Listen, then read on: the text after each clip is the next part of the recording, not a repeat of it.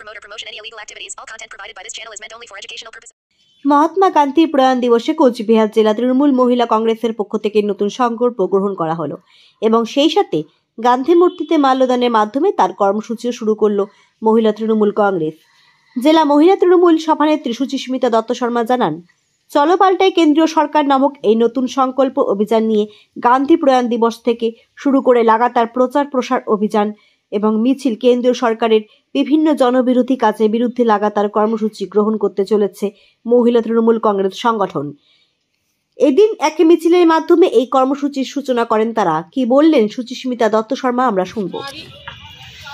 আমরা জমায়েত হয়েছি গান্ধী মূর্তির পাদদেশে। আমরা দিবসে আমাদের অঙ্গীকার,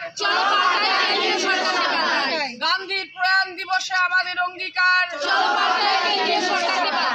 আজকে আমরা গান্ধীজির এই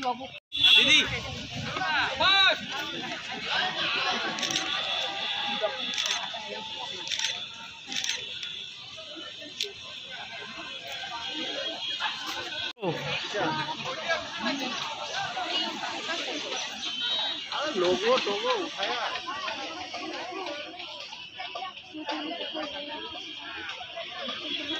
ব্যানারটাই ঘুরাইতে লাগিয়েছি।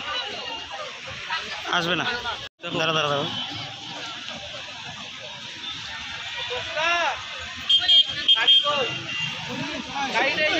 দিদি